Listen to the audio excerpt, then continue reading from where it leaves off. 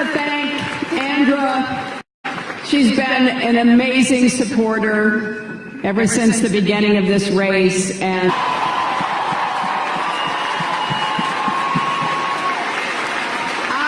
wonderful work that Michelle Obama is doing on behalf of girls' education around the world. Just really lifts me up. We play it after all of our rallies, and people our rallies, and people are singing along. I want to thank Amanda Peet for and helping to moderate this. I want to thank two women whom I so admire and have had such a great privilege, each for being part of today's event and helping to moderate this, Sir and Diane Farrington.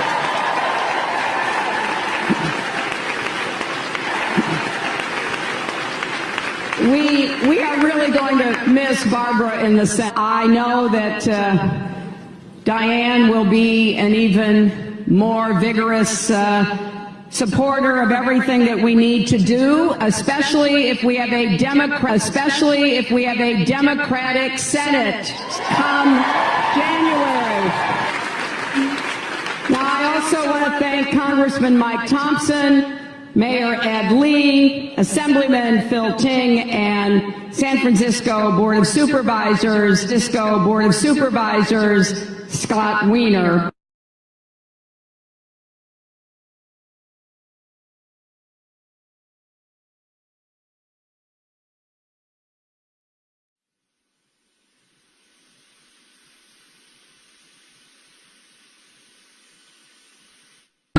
And have been my friends for many, many years and give me so much support, so much love. I want to thank Susie Tompkins Buell and Amy Rao.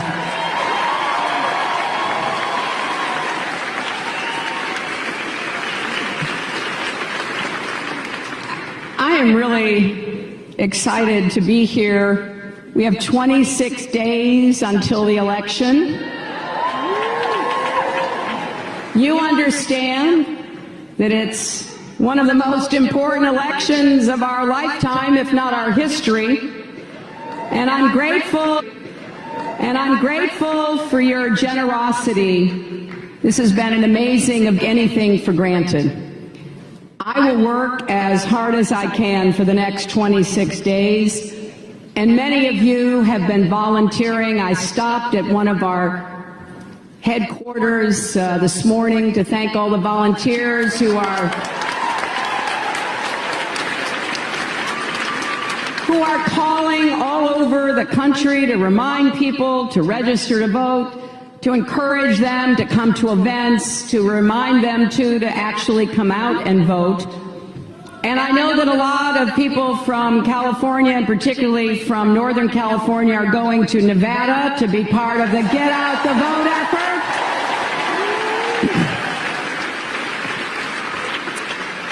So please know, every single effort that any of you make is essential to our winning and to sending the kind of message of who we are as a country. I have to tell you, I am proud that from the beginning, our campaign was a campaign about ideas, not insults. A campaign about bringing people together, solving our problems in a spirit of mutual respect. This has been the opportunity to lay out our agenda, to make it clear that we want everybody's help, to give us the future that we deserve, to lift each other up, not tear each other down. And there are so many great ideas that we can pursue together to build on the progress that we've made, but to do it by opening our arms, embracing and celebrating our diversity. I have been so struck by and encouraged by what my friend and our First Lady, Michelle Obama, so powerfully reminded us of. And just today, if you haven't seen it, you need to see her speech in New Hampshire, where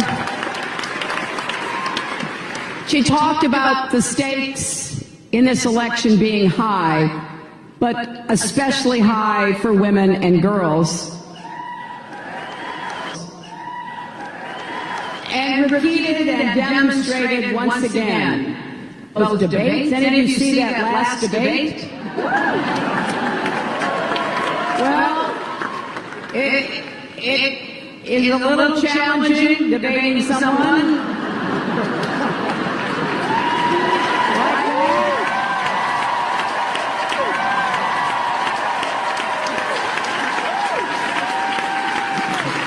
He's remarkably unacquainted with the truth. But as Michelle Obama said, when they go low, we go high.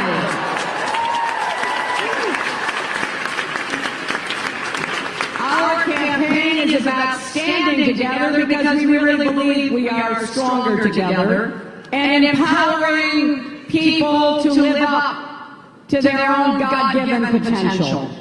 You see, I want to be a president for all Americans, not just some. I want to be a president for people who agree with me and disagree with me. I want to be president for those who vote for me and those who vote against me, because we have to bring our country together.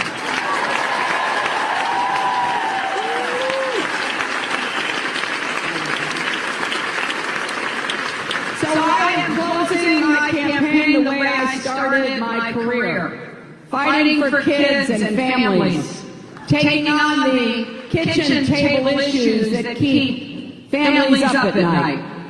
And I want to applaud a lot of what's happening here in San Francisco and give a special shout out to Supervisor Scott Wiener and everyone who worked so hard to pass paid family leave.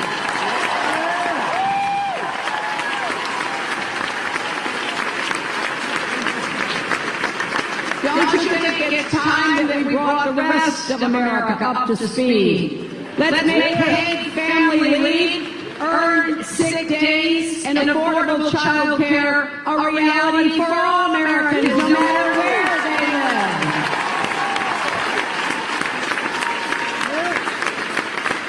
I'm going to be talking in these remaining 26 days about how we can make a difference in the lives of Americans.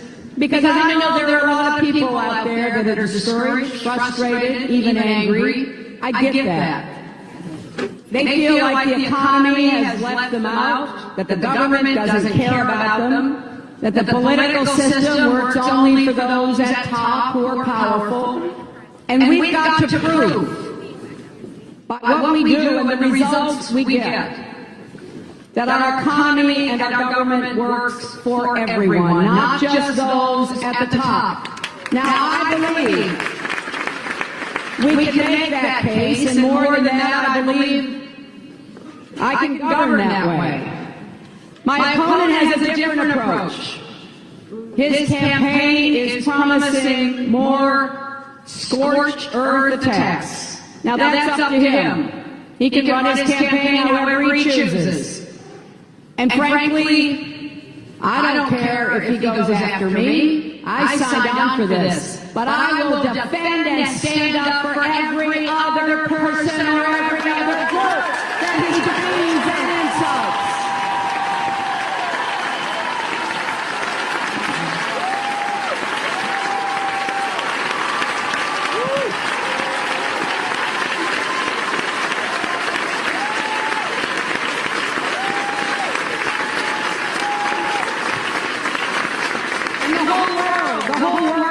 Heard Trump brag about how he mistreats women, and the disturbing stories just keep coming.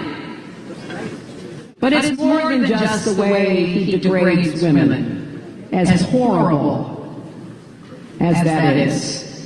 He has attacked immigrants, African Americans, Latinos, people with disabilities, POWs, Muslims, and our military, which he's called a disaster. There's hardly any part of America that he has not targeted. Now, it makes you want to turn off the news. It makes you want to unplug the internet, or just look at cat deaths.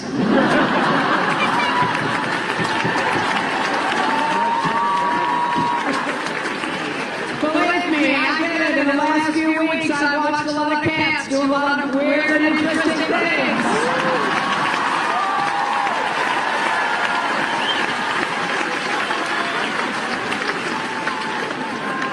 But we have a job to do, and it'll be good for people and for cats. We got a job to do. It is not just who wins this election. It's actually bigger than that. We need to demonstrate that we have a hopeful, positive, unified vision for our country in the face of all this ugly.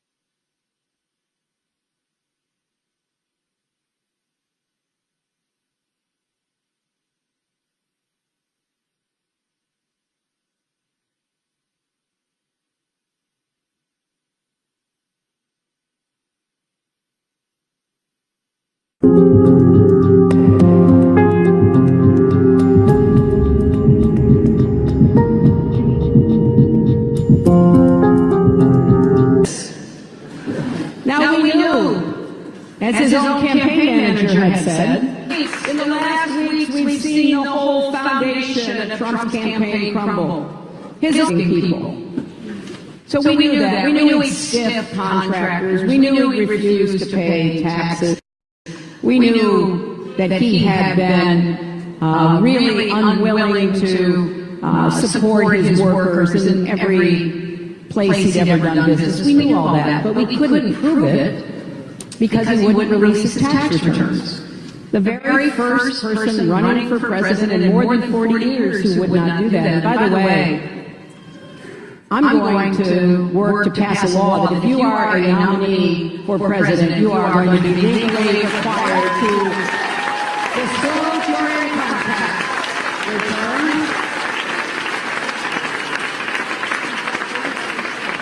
So all of a sudden we get 3 pages of his returns, and what do they show? They show that he lost $1 billion. That's billion with a B. Lost $1 billion, which unfortunately, the best we can tell, under the current tax law, he was able to then avoid paying federal income taxes for years, 18, 20 years. Now, when I pushed him on this, and he admitted that he hadn't paid income taxes, he said, oh, that was smart, which of course makes every one of us dumb, because we actually believe that we should do our part to support our country, and that it is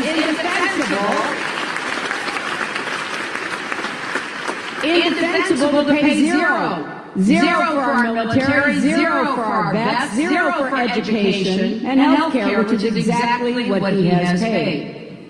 Besides, I keep asking, how does anyone running casinos lose $1 billion? I don't understand that. One of his supporters said that his use of the tax code showed he was a genius, and I suppose you have to be some kind of genius to lose $1 billion in a year.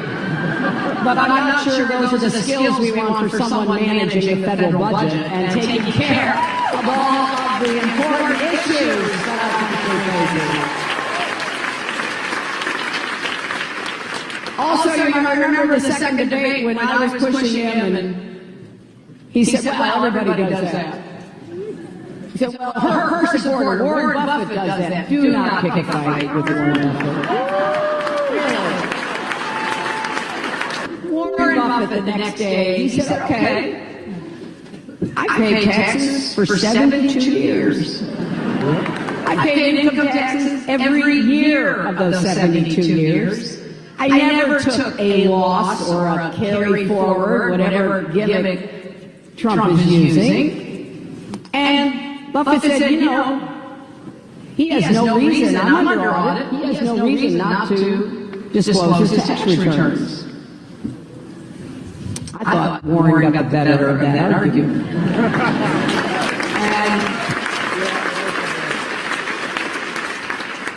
So whatever final claim my opponent had has crumbled.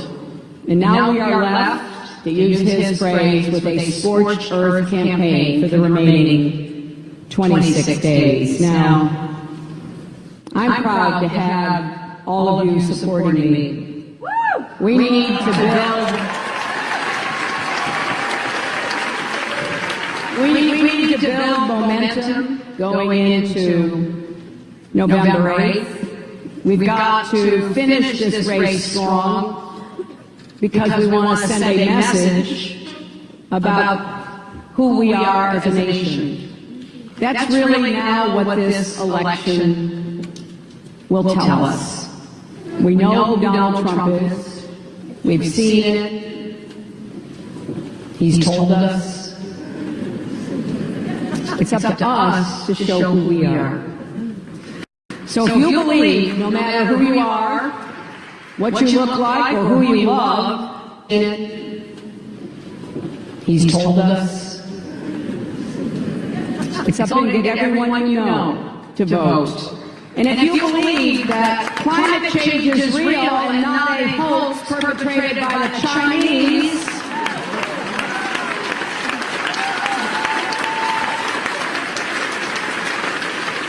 and that we can not only save our planet, but do so by creating millions of good jobs, then you've got to vote and get everyone you know to vote. I was in Florida a couple days ago with Al Gore, and we talked about climate change. We also talked about the positive agenda that we can implement to deal with climate change.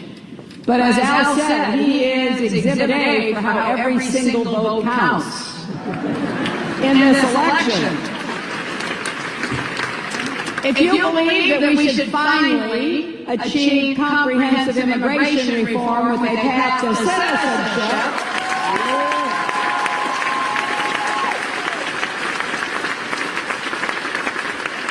then please vote and get everyone you know to vote as well. Look, I would be fighting hard no matter who the Republicans have nominated to try to make the case to win this election. But I wouldn't go to bed every night with a knot in the pit of my stomach about what the alternative is and what has been unleashed by his hateful, divisive campaign. There's a lot of ugliness and bigotry that we have seen. I think some people are discouraged by it, feel that they don't want to even get involved by voting because it's so abhorrent to them.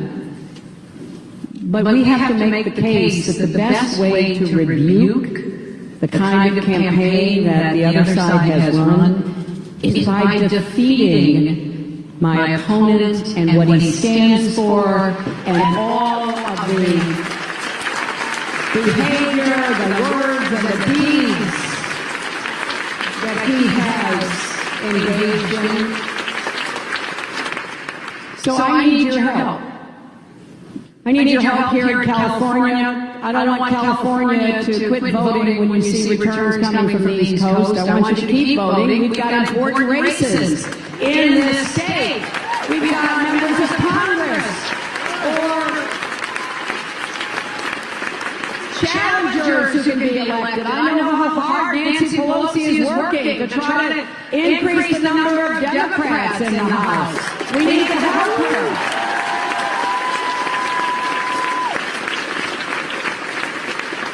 And then we know how much you can do to help us around the country, to get the votes out that we're going to need. Every phone call you make, every door you knock on, every voter you register or reach out to will help us elect Democrats up and down the ballot.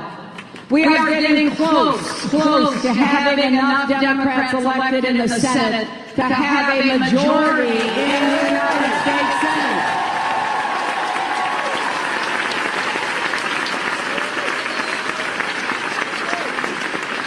And you can help with that as well. Now, if we do our jobs in 26 days, here's a real benefit. In 26 days, Donald Trump will stop being on the news every single day.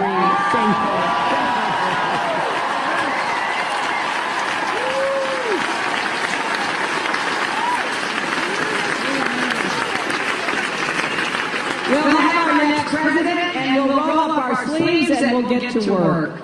We can't get distracted, we can't get discouraged. And some of you have heard me say this before.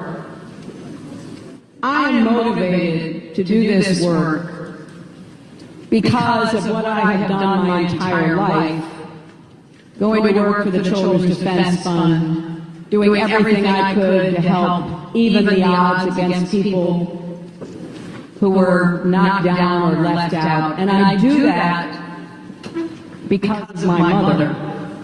And I have to say, I wish she were here because she both bucked me up and sent me back out as she did throughout my entire life. She was the one who said everybody gets knocked down in life. What matters is whether you get back up. But what motivated me about her was her life. And I think about how she was abandoned and neglected by her own parents. And at the age of 8, she was put in charge of her 3-year-old sister. And the two of them were put alone on a train in Chicago that went all the way to Los Angeles. Whenever I think about that, I get all teared up. I can't imagine the little 8-year-old girls that I know holding the hand of their 3-year-old sister and being left all alone to make that long journey. And when they got there, it was clear that their grandparents didn't really want them. And after about 6 years in a house of people who didn't really want her, my mother went to work for a family. She was living outside of LA, and she had to get out of that house, and she needed a job. So she went to work as a maid and a babysitter in a family's home. And the woman in the house, the mother, realized my mother wanted to go to high school. She didn't want to end her education, even though she had to support herself somewhere besides her grandparents' home. So the woman said to my mom, if you get up early and do your chores and get them done, you can go to high school, but I do need you to come right back. So for 4 years, my mother got up early, did her chores, and then literally ran. Got up early, did her chores, and then literally ran to high school. And many years later, they asked her to come back as the Grand Marshal of the Homecoming Parade.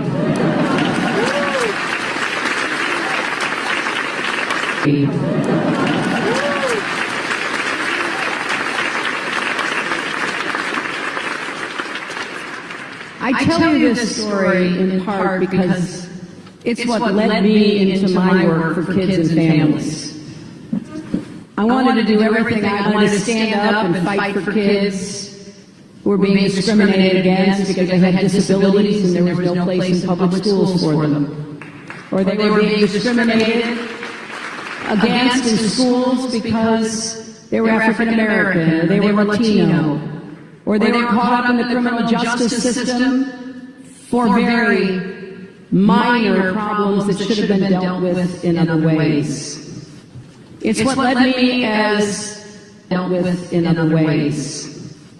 It's what led me as a youngest had been mistreated, and it led me as First Lady of the United States to work to create the Children's Health Insurance Program, which provides 8 million kids a year with the health care that they need.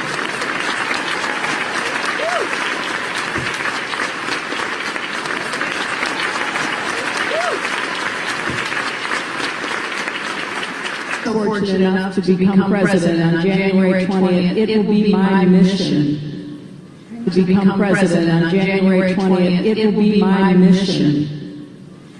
It will be mine to give every child in our country the chance to live up to his or her God-given potential. And I will judge my ethic. And I am so excited about doing this work. As negative as this campaign has become because of the person who achieved the nomination on the other side, you cannot talk about what we should do to make sure every child has preschool education, every child has good teachers in a good school regardless of the zip code the child lives in. Every person deserves to have the skills and deserves to have the skills and the training that he or she needs to do a good job. And I have a plan that I worked on with Senator Bernie Sanders to give every person in this country a chance to go to a public college or university, tuition-free or debt-free.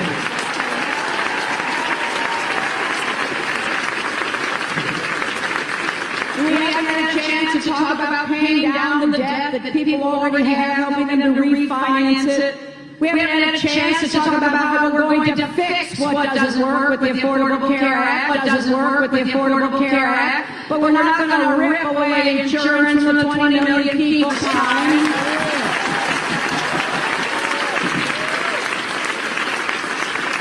We haven't got a chance to talk about how we're going to get prescription drug costs down and how we are going to finally address problems of mental health and addiction that cause so much pain in so many people's lives.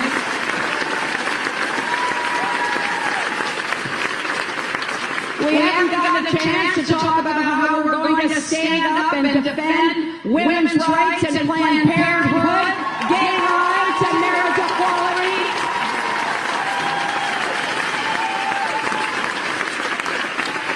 How we're going to defend voter rights and end Citizens United with its perverse effect on our political system. How we're going to defend disability rights and give people with disabilities more opportunities to make the most out of their own lives. How we're going to defend workers' rights against being exploited and abused and protect the right to be part of a union and have the chance to collectively bargain. And we haven't had much of a chance to talk about how I intend to take on the gun lobby and get comprehensive gun safety measures passed.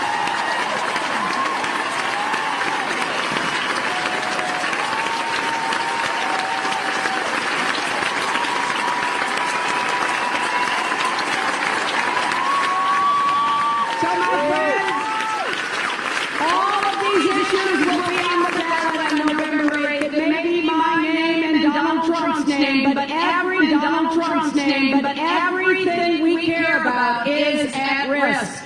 I need anything you can during these next 26 days. If you help me to have the kind of victory we need that stands as a rebuke of all the bigotry and bullying we've seen, then together